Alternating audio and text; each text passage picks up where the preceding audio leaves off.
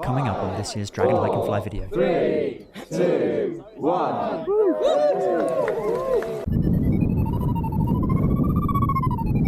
This is why I should have landed in the field. Pandy!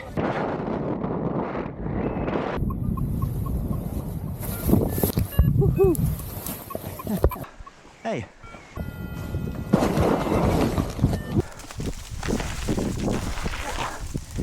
Last push now.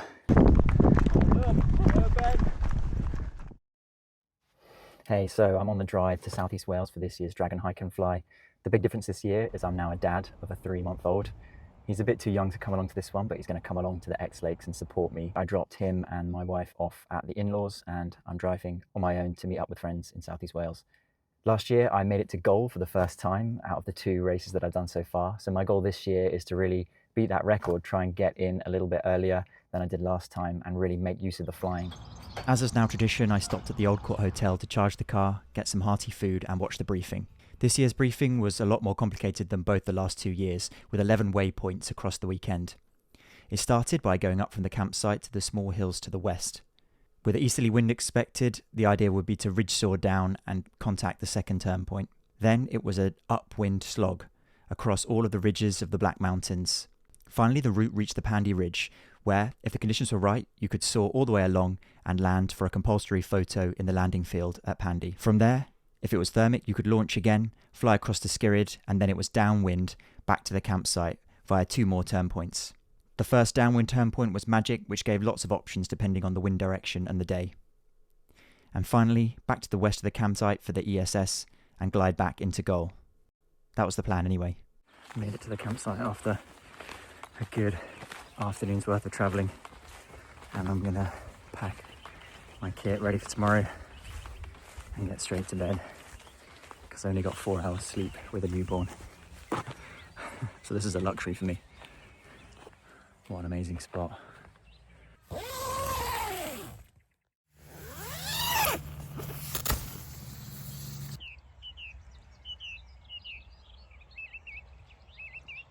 I've woken up after some solid sleep and it's looking beautiful this morning. Making up food for the weekend. The forecast looked like it's leaning more on the strong side. There were a variety of forecasts, some less, some more strong, but there's gusts up to 46 on some of the models. We'll see, it's going to be a tough route, possibly walking in the afternoon, but some flying opportunities in the mornings. One change I've made this year, instead of a load of plastic gels, is I've got this where I can take 250ml of gel in one bottle, and I've even started making my own at home, but they were not ready for battle yet. I've got to try them on a few smaller trips first before I'm ready to see if I've made the mix right. I packed my kit, grabbed some breakfast and a coffee, and got ready to go nice and early.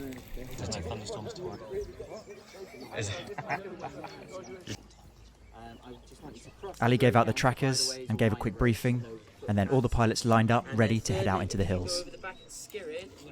6, 5, 4, 3, 2, 1.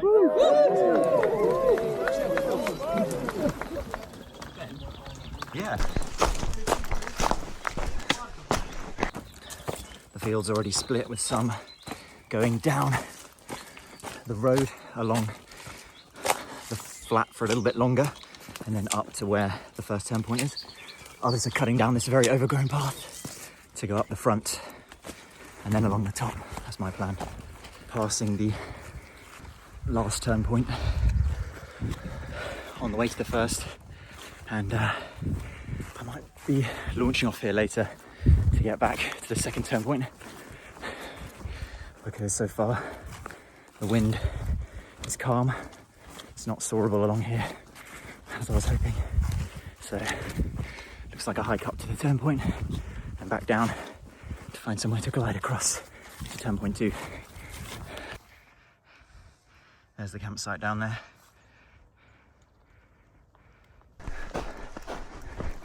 Looks like along the road was the best option because we've got someone in the air, and they are soaring along here actually to get over to turn point 2. At this point, all 70 pilots were very close together, so you could see pilots going round the back or over the front and pick your route. Here comes more of the field.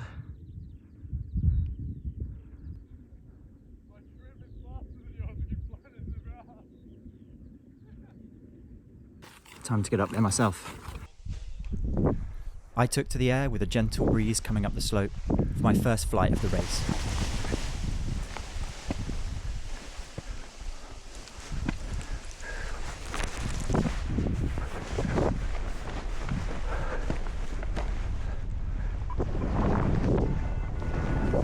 Despite trying to turn in a few points of lift, I got low over the first ridge and lawn darted across to the next turn point in the valley.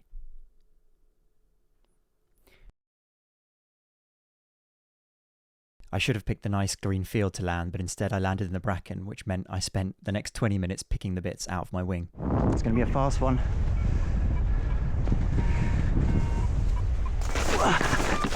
Hey, lovely.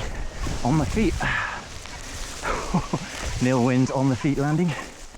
This is why I should have landed in the field, not in the bracken. Spending half an hour cleaning sticks out of my paraglider before I pack it away. Finally packed up after picking out a field's worth of dry bracken for my wing. There's a few gliders starting to get lift, and there's even clouds forming above where I just took off from. So people that stayed later might get a chance to take this turn point by air. Turn point 2, will there be any lift? The next turn point was a lot more gusty and made of the same dry bracken of the area that I landed. I had a couple of false launches with sticks tying up crucial lines, but on the third attempt I got away and into some solid lift.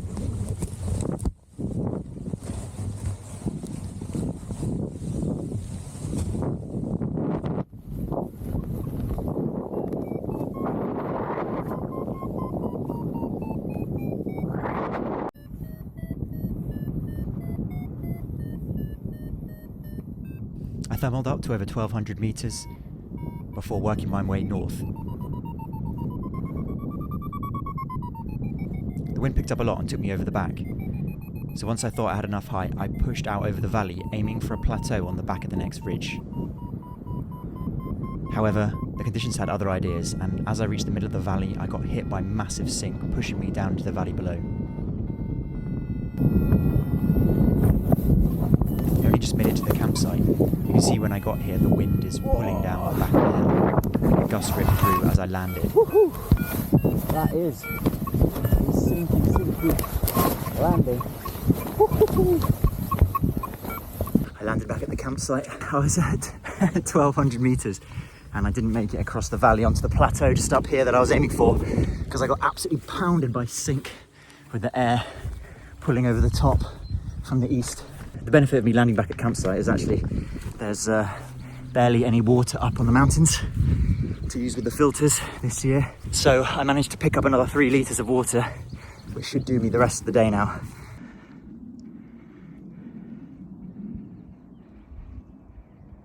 Heading up to waypoint 3 now of 11. It's going to be a long race on the ground. I'm finally up here where the plateau was that I was aiming for on my glide across the valley. I'm feeling good. I've been doing half marathon training, trying to get under 1 hour 30 in the Hackney Half next weekend. So pretty strong, even though I've been focusing more on speed than endurance. Hey, how's it going? Okay, so I made it to the top. The wind's still ripping through with the gusts, and there's nobody in the air except one guy with big ears over there. I think I'm going to stick to the 12k contouring along the top.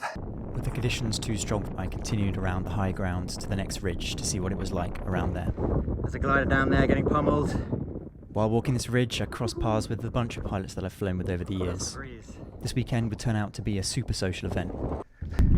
Now I'm on the highway, super strong path, so I should be able to move fast, even if not quite as fast as if it was flyable.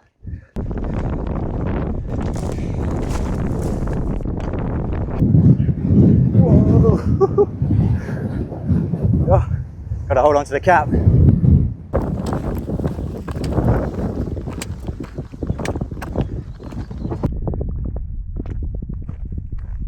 I've sped along the highway, this solid path along the top of the ridges, and now the route's going to take me back down to Goodafar Reservoir. I'm getting flashbacks from 2 years ago where there was a turn point right down by the reservoir and we had to land up here and walk all the way down and back up the same way with the kit. This year at least it's on the route to the next waypoint, so I'm just going to pass through. I don't have to climb back up this super steep ridge again. There it is, Gwynifawr Reservoir. I think I've been saying it wrong the whole time. I'm sure someone can correct me in the comments. There's the reservoir in all its glory. You can see the trail going up there across towards the turn point down there. Just got to keep putting one foot in front of the other. That's all there is to it. Oh, so beautiful down here. This would be an awesome camping spot. I'm only about 6 hours too early. Look at this, beautiful. And it's pretty calm down here and sheltered. Spoke too soon about running water. There's a nice little stream here that I can use to top up the flasks. Could have saved a couple of kilos. From the reservoir, I continued up to the next ridge. Look at this beautiful sky. Cloud base of 5,000 feet, I think was forecast. And it is looking fantastic. An hour and a half passed as I hiked up from the reservoir to the next waypoint. The next turn point's up there and the wind is basically still here. It's coming from this direction there. So you'd have to kind of launch that direction and just go downwind to what would almost certainly be sink all the way down the valley. Okay, I'm at turn point 3. I'm just going to feel out how it feels in terms of gusts. It's been feeling not too bad. So I'm kind of going to just head down the top here to where there's a footpath anyway. So if I decide I don't want to fly, I can just take that footpath down. Okay, so I set up. Because when I got to the top, the wind was calm, and kind of ironically, it's relatively calm now. You can probably pick up some of the gusts coming through in the wind. By the time I'd set up, I met up with Tom. Tom came up here, he bombed out and he'd come up to tag this point. And then I tried a launch, tried to do a little cobra, but couldn't position well with the wind coming across the hill and the bracken. And I just got pulled around, plucked around. One other thing that I'm trying to think about now is where I'm likely to camp. If I'm getting up to the Pandy Ridge for 6 o'clock, if it is flyable, then I'll potentially be towards Skirrid, but that's pretty much Abergavenny. There's not a lot around there. I suppose it might just be camping on the Skirrid or around the Skirrid. I managed to pick up a litre of water from a nice bubbling brook. Now I've just got to remember that these have stream water in, so I can't drink from this one until I swap the filter valve into it. Such an amazing contrast to come from those dusty ridge tops to the valley here. There's a bit of breeze, but it's mostly just quiet, calm. You wouldn't know what it's like on the top.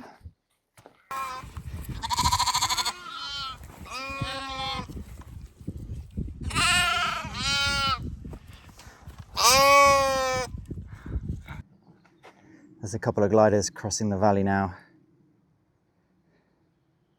I wonder if it's starting to drop off. So I've got a learning point for this race. I just met some of the pilots that flew over the top of me while I was hiking down the valley. And with the forecast for it to settle, towards 6, calm down, I could have just walked a bit more along the ridge to somewhere where there's a better launch. 20 minutes here, half an hour there, and flown more directly towards the turn point. Instead, I've used my legs to get me all the way down. I'm dead. I've used all 250ml of gels and all my bars for today. That hike, that extra 8k or something, ruinous. Oh.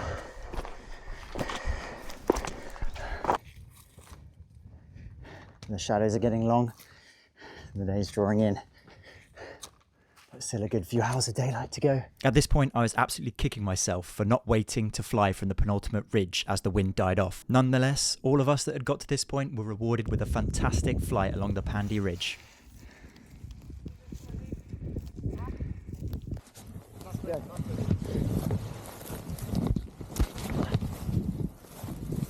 Cheers, Tom. You're at Pandy.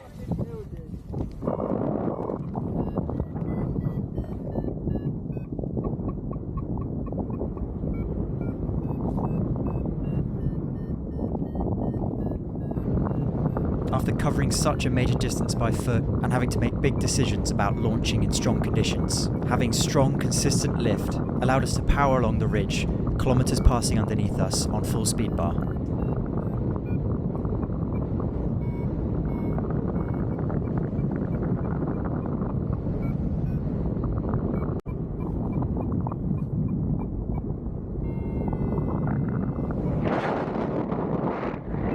The route called for us to land at the Pandy landing field so we could take a selfie on the ground. That meant we could have some fun to get down.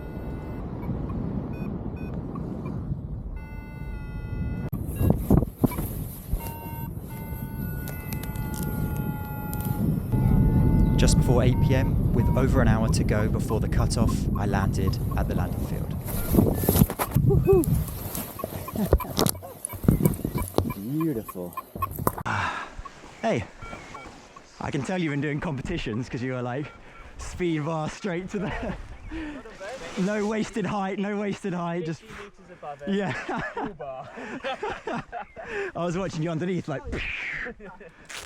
That was epic. A few pilots were ending their day here, but Ruth and Inga disappeared off towards the next turn point and I joined in chase.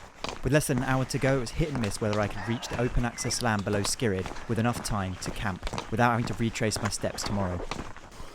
After running for a little bit along the road and taking a shortcut through the town, Skirrid was in sight. I was going to make it. That's it now, I know I'm going to make it. Skirrid is in sight, just 2.5k to go.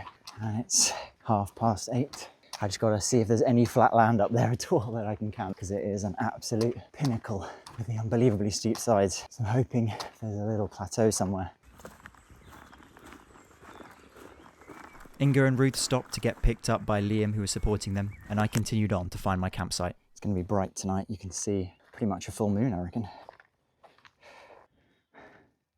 I made it, dripping with sweat. It's 9:01 and I've sent my location for the trekking. I'm a few hundred meters from the fence to Skirrid. I'm going to find somewhere to camp nearby over in the open access land, and then, oh my god, I'm going to eat, drink, and rest. Such a demanding day.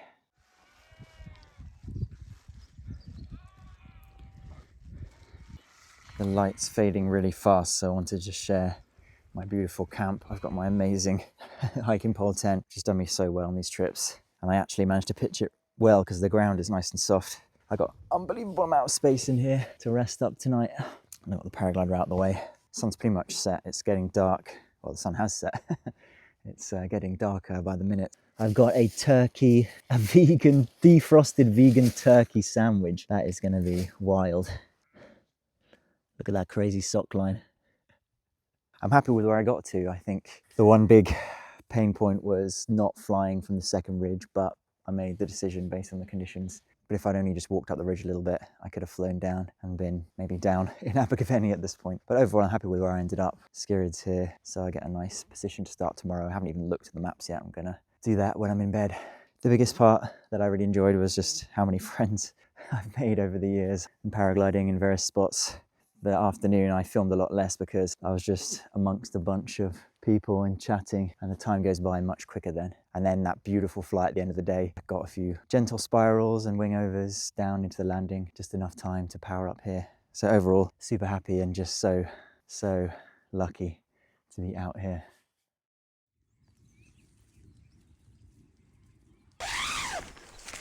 Good morning. I'm all packed up. I'm well set to start just down here in 15 minutes. Then I'm going up the Skirrid. There's barely no wind, occasional gusts coming through, and then I'm going to power off into the valley. It's a day of 3 flights. Skirrid, then hike up to Magic, fly whichever face is working on Magic or just off the back from Magic, climb the last turn point, that's the end of speed section, and then glide down to the campsite. With now until 3 PM to do it, 7 till 3, I'm confident that I can finish. My goal was to do better than last year, not finish within the last hour. I think with how tough this route is, I'll be glad to finish in the last hour, but I'm optimistic that I'll have an earlier finish. Slept a bit restlessly with just the amount of scratches and cramp in my legs. Really scratched up and crampy, but feeling good. I was strong all day. I was running until the last moment to try and get up here before the cut-off so I didn't have to camp in a farmer's field. So I'm running back to where I finished yesterday. Okay, and off I go up Skirrid for the first flight of the day. Slow going, up the Skirrid. But luckily I'm not in too much of a rush because the race starts at 7, but first flight is at 7:30. I made it to the top of Skirrid with 15 minutes to spare to set out my kit and get ready to fly. Awesome, it's beautiful up here with the wind coming through. I've got a clear route in sight. I've got to head through Magic's there, so I need to get to the left, to the west of this hill here, and then the road is in the bottom here that I got to follow around up there later on. At 7:30 on the dot, I brought my glider up and took off. The wind was already starting to pick up and I could feel the gusts starting to come through.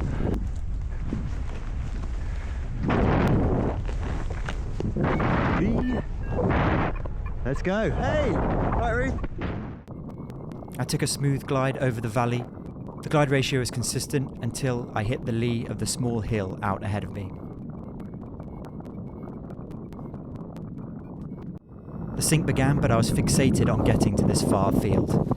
I just skimmed over the electrical lines and slid in, narrowly avoiding a pile of manure. That was not a beautiful landing. At least I didn't land in the cow paths. There's a few other gliders. 1, 2 have just landed down here, and then there's 3 just come off the top. Oh, another one coming down there. Wow, it's super busy this morning. Checking in on how I'm feeling. My legs are feeling fantastic, apart from a few scratches here and there. Bit of cramping overnight, but the training has really paid off. I'm feeling in a much better position than I was last year. Fueling is the main concern. Used up all of my non-caffeinated gels yesterday, and I'm struggling to kind of put down much significant food, but I did have a good dinner last night. Lots of protein, carbs. So looking ahead at the weather on Magic, the forecast for the winds, it is forecast to get gusty like yesterday, now up to 30 plus kilometers an hour, 40 kilometers an hour roughly. So that's from about midday onwards. I'm looking like I could get there for 10:30, 11, at which point the gusts are only 30 kilometers an hour. Now they're coming from the northeast, easterly direction. So there's a face there that you can soar, but there's a ridge running north. So the question is it wise to soar and then flop over the back, kind of like I did last year, but the winds are much stronger this year. And knowing what the lee side is like in this valley behind, potentially rough and definitely lots of sink, is it wise to do that? It's amazing, I just met up with another pilot, Chris, and we were chatting for a little bit. And just the process of being with someone, chatting, taking the mind off the feet. I went a whole 4 minutes, kilometre faster.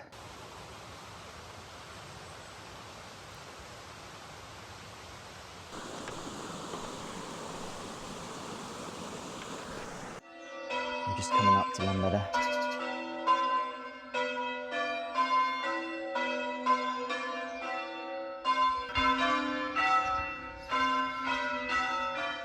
Magic has revealed itself. Saw another pilot just now flying off the back of the Sugarloaf, which is an interesting strategy. I feel like if last night I'd taken off from Skirrid and bombed out and I had extra hiking time, I would potentially get up onto the Sugarloaf to do the same thing. But considering where I was, I've learnt to avoid my nemesis, the Sugarloaf. It's just too shallow, the slopes along the side, to get much distance. As I approached the climb up to Magic, I met up with Ruth and Inga again.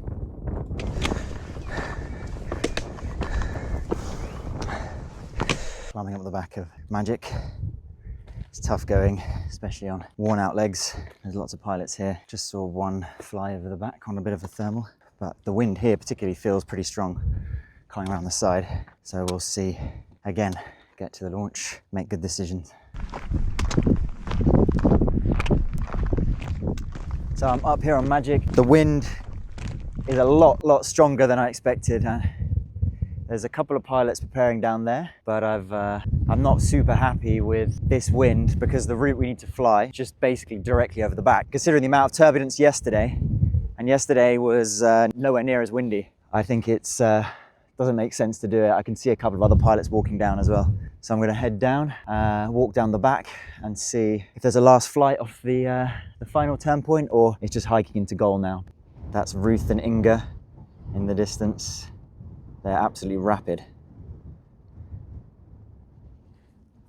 So I've got a few K to do along this smooth path at the top, and then I'm going to cut down the land to a footpath to cross the valley at a more convenient place. And then, yeah, across past the campsite, tag the final point, the ESS, end of speed section, and then a leisurely hike back down. A few other pilots did brave the conditions, with one pilot making it all the way back from Skirrid to goal later in the day.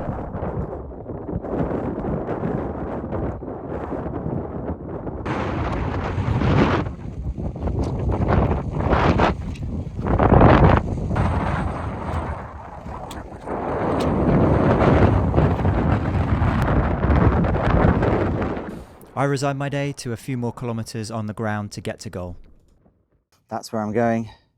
Turn point on there, then back to the campsite. At this point, I joined forces with Ruth and Inga. We'd been leapfrogging each other all weekend, and with no flying in sight, we spent the final kilometres climbing to ESS together through the brutal dry bracken.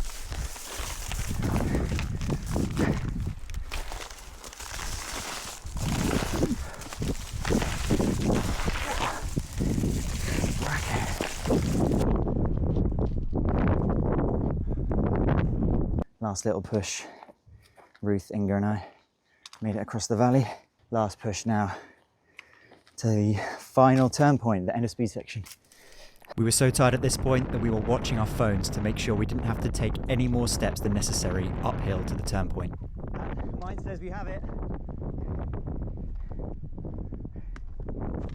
We'd made it, ahead of 50 other pilots, and with several hours to spare before we had to be back at the campsite.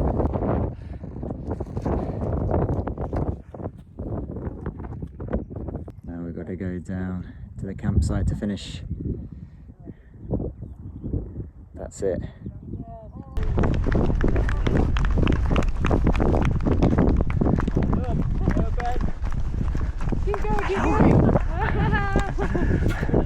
Nice work. Well done. Cheers, hello. You're very happy, aren't you? Right. The promised storms didn't arrive, so we sat in the sun and waited for the curry and the prize giving. But Rosie Ireland is our top female. Keith Patton, Bud, in 7 hours 35 is in third position. In second position, in a time of 7 hours and 20 minutes, we've got Jean Morissetti. Gotta leave the trophy Noe behind. Court in 6 hours 35. And Noe, I have a new trophy for you.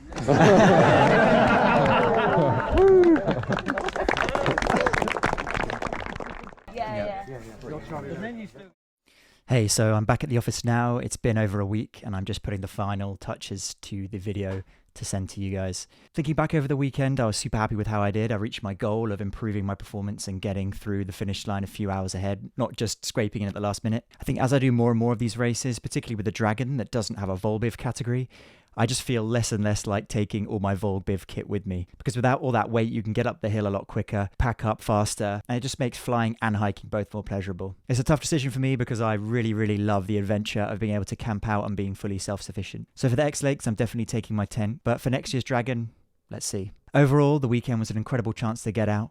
The conditions were stronger than expected, but hey, maybe we should expect that by now. And like every year, it really pushes me to improve not just my fitness, but my flying skills as well. So I'm definitely aiming to get out in the mountains more with my wing before next year's event. And finally, the best part is the paragliding community. It was awesome to stick with Liam, Tom, Inga, Ben, Ruth, and everyone else I met across the weekend. I'm looking forward to seeing you at next year's Dragon, at the X Lakes, or on a paragliding hill somewhere else in the UK this summer.